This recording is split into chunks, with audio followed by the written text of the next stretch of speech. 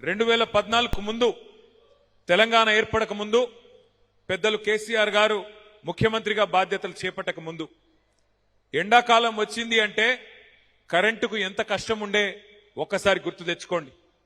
ఏ అపార్ట్మెంట్కి పోయినా జనరేటర్ల గబ్బు, డీజిల్ గబ్బు. జనరేటర్ లేని అపార్ట్మెంట్ లేదు.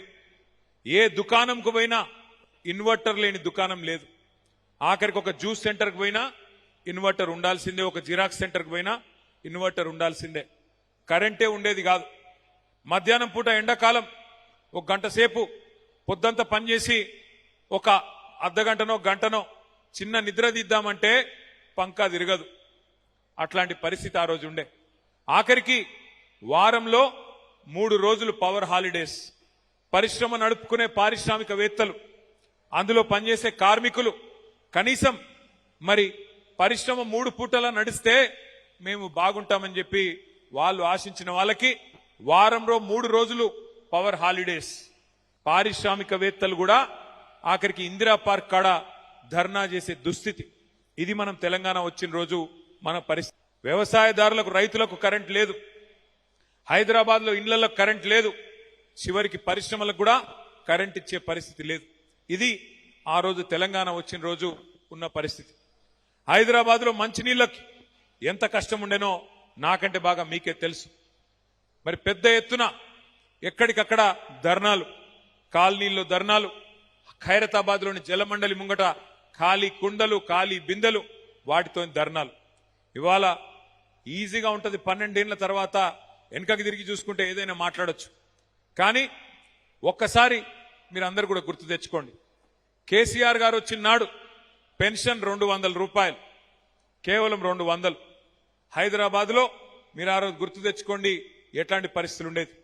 కానీ 10 ఏళ్ల పదవీ కాలంలో మన నాయకుడు కేసీఆర్ గారి నాయకత్వంలో ఎక్కువ సమయం తీసుకోలేదు.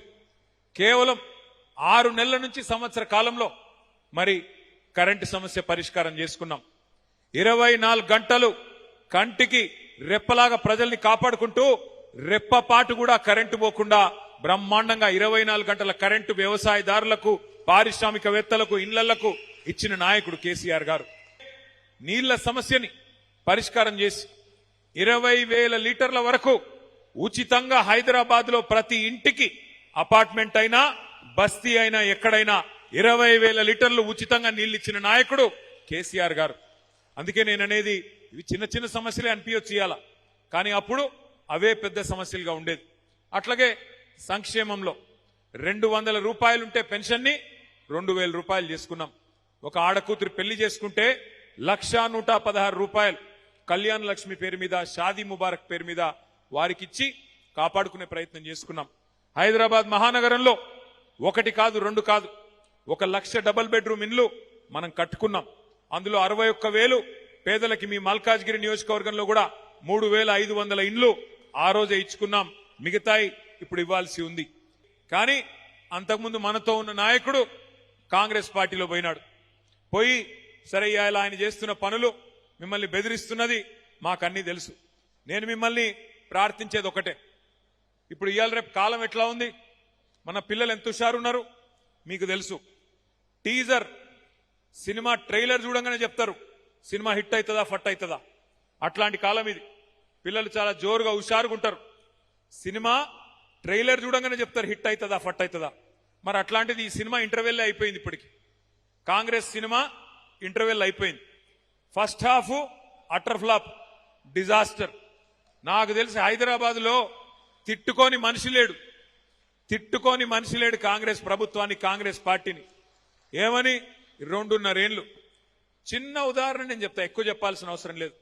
ఒక ప్రభుత్వ పాలన ఎట్లా ఉంది అని చెప్పడానికి చిన్న ఉదాహరణ. అన్నం ఉడికిందా లేదా అని తెలుసుకోనికే మొత్తం కుండ లోపల చేయి పెట్టాల్సిన అవసరం ఉండదు. ఒక్క మెతుకు ముట్టుకుంటే తెలుస్తుంది.